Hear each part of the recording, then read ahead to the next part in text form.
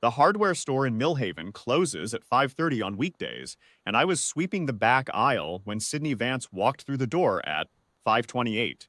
I heard her before I saw her, heels on the old wood floor, sharp and impatient, like someone who didn't expect the floor to push back. She was wearing a charcoal blazer and pulling a rolling briefcase, and she had the look of a person who'd driven 2 hours from the city and wasn't finished being annoyed about it. I kept sweeping. I need pipe sealant, three-quarter-inch brass fittings, and someone who can tell me where the Millhaven Community Center is, she said to the back of my head. I finished the row I was on, set the broom against the shelf, and walked her to aisle 4. I handed her the sealant, then the fittings. Community Center's on Orchard, I said. 2 blocks down, left at the light. Brick building with the green awning. She looked at me the way people sometimes do. Not rude, exactly. Just evaluating and dismissing in the same second. She picked up the fittings, turned them over, put one back, chose a different gauge. These are the right size for a half-inch copper line, I said.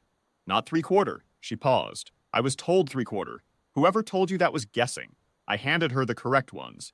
The consolidated boiler room runs half-inch copper, has since 1987. She looked at me again, a longer look this time. You know that building? I've patched that boiler room 4 times in the last 12 years, I said. The original specs are in a binder on the shelf above the secondary valve. Whoever's doing your inspection will want to check the secondary seal. It's been weeping since spring. She opened her mouth, closed it, opened it again. Thank you, she said, and it came out like a word she was learning in a foreign language. I rang her up, told her the total. She paid with a card and was back out the door by 5:30, the heels sharp all the way to the parking lot. I watched her go, then went back to my broom. Della was at the counter doing long division, eraser end of her pencil in her mouth, which I've told her 100 times doesn't help. Who was that? She asked. City, I said. Della nodded like that, explained everything. Because in Millhaven it usually does. Her name, I'd find out later, was Sydney Vance, lead acquisitions attorney for Alderton Capital, a private equity firm out of Boston. She'd been sent to Millhaven to finalize the paperwork on Consolidated Fabricating, the town's largest employer. 214 people worked that floor. The kind of plant where a man might spend 30 years and still feel like he was doing honest work. She had 3 days and didn't plan to need all 3. I knew most of this because Millhaven is a small town, and small towns know what's coming before it arrives.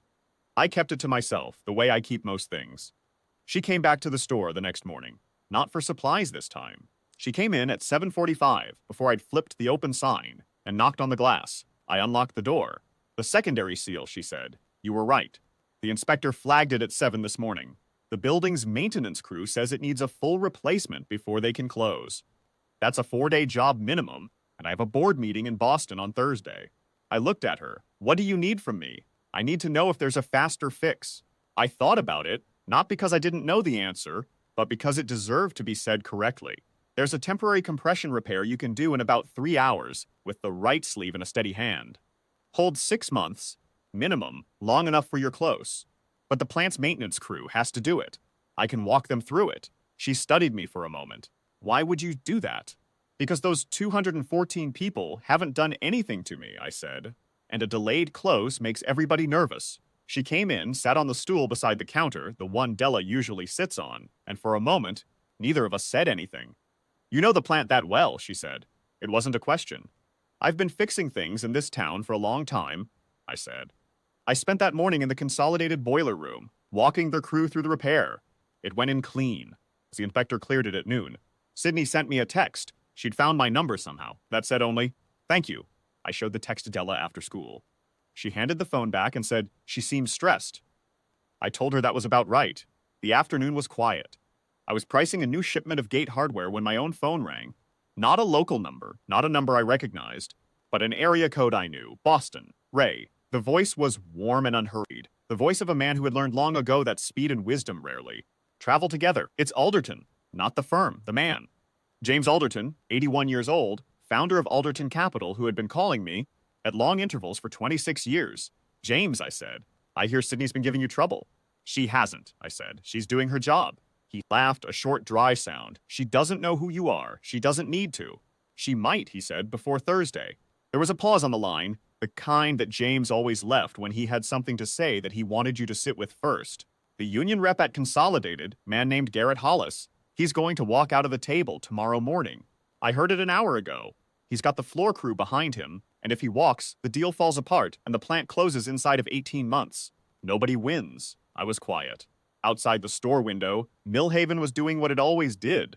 A few cars, the school bus making its loop, the smell of someone's dinner. Ordinary and real and worth protecting. You want me at the table, I said. I want you at the table, James said. Sydney will call you. She doesn't like it. I'm her father, not her boss, but she'll call. I smiled at that. How are you, James? Old, he said.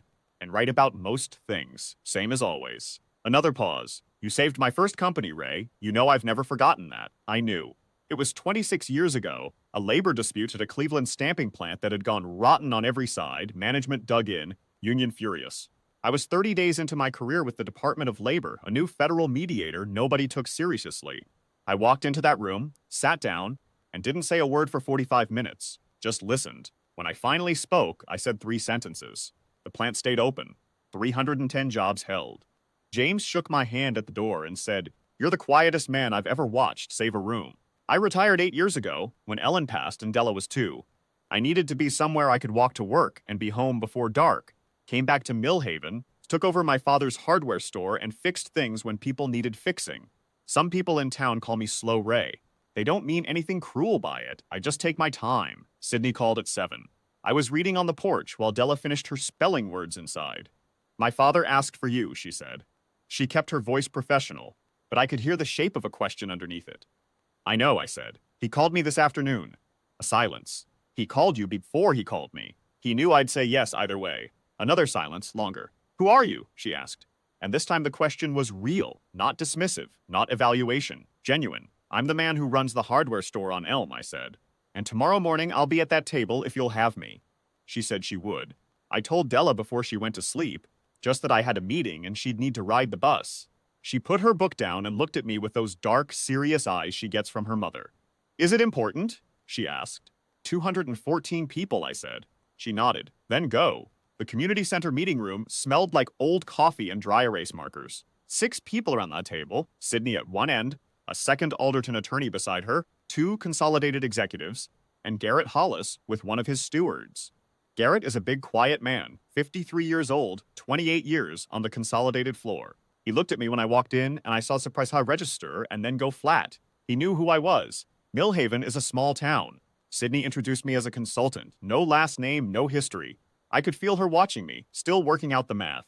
I sat down across from Garrett. I didn't open a folder. I didn't have one. Tell me what's wrong, I said. He looked at his steward, then back at me. The acquisition agreement has an 18-month continuity clause, he said. After that, they can restructure the workforce however they like. We've watched that happen in 3 other plants this firm acquired. The clause is a door, and they're going to walk through it. What would you need instead? I asked. A 36-month floor, and a seat on the operations advisory board for the union during that period. Not a vote, just a presence, so we see what's coming before it comes. I turned to Sydney. She was watching me with an expression I recognized, the look of someone who has just realized they've been reading a room wrong. Is that possible? I asked her. She glanced at her colleague, and back at me. That's outside the standard framework. I know, I said. Is it possible? A long pause. Outside I could hear traffic on Orchard Street, a truck somewhere, ordinary sounds, the kind a town makes when it's still breathing. I'd need to call Boston, she said. Then call Boston, I said. I'll wait. She stepped out. I got up and poured myself a cup of the old coffee from the carafe in the corner, and I poured one for Garrett too. And we sat there while the 2 consolidated executives stared at their laptops and tried to look like they were doing something useful. Garrett wrapped his hands around the cup. You still got that hardware store, he said. Still got it. My wife bought her garden hose from you last spring. Good hose, I said. That brand lasts. He almost smiled. Almost. Sydney came back 11 minutes later. She sat down, set her legal pad on the table, and was quiet for a moment in the way that people are quiet when they've just had a phone call that changed the shape of a thing. My father sends his regards, she said, looking directly at me. Then she turned to Garrett, 36-month continuity floor, and a union liaison seat on the operations advisory board, quarterly briefings, full transparency on restructuring plans, no vote but full information. She slid a revised term sheet across the table. Effective immediately if we sign today. Garrett read it twice, the slow, careful reading of a man who has been burned before. Then he looked at his steward, who gave a small nod. That's what we needed, he said. They signed at 11:40. I shook Garrett's hand and Sydney's, thanked the room, and walked out into the Millhaven November. Sydney caught up with me on the steps. 26 years, she said. The November air had done something honest to her face. She looked less like a closing argument and more like a person. My father told me everything. The Cleveland plant, 45 minutes, without a word. He said you saved 310 jobs. A pause. He said you were the best mediator he'd ever seen work a room. Your father is a generous man, I said. He's also not wrong, she said. She looked out at Orchard Street for a moment, at the brick storefronts and the bare trees. Why are you here? Running a hardware store. You could have, she stopped. I don't mean that as an insult. I know you don't, I said. My wife is buried here. My daughter goes to school here. I walk to work. I looked at her. What else would I need? She didn't have an answer. I didn't expect her to. It took me a few years to have it myself.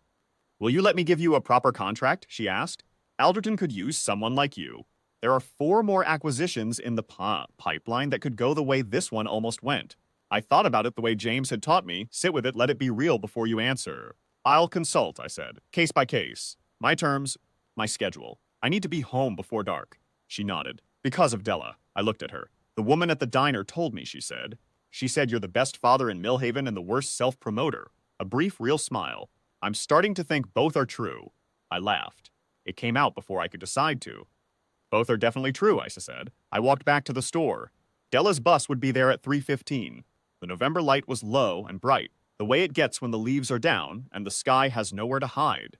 And Millhaven looked exactly like what it was, small and real and still standing.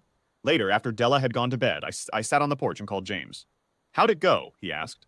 36 months in his union seat, I said. A pause. Garrett Hollis is a good man. He is. He just needed someone to hear him before he made up his mind to leave. That's all most people need, James said. You figured that out a long time before the rest of us. Through the window, I could see the kitchen light, Della's spelling list on the table, a jar of wildflowers she'd brought home from school set in the center, like a small declaration of something. You should have let me tell her who you were from the start, James said. She needed to figure it out herself, I said. They always land better that way, he laughed. Still the quietest man I know. Still right, I said. I said goodnight, went inside, and turned off the kitchen light. Millhaven was quiet all around the store.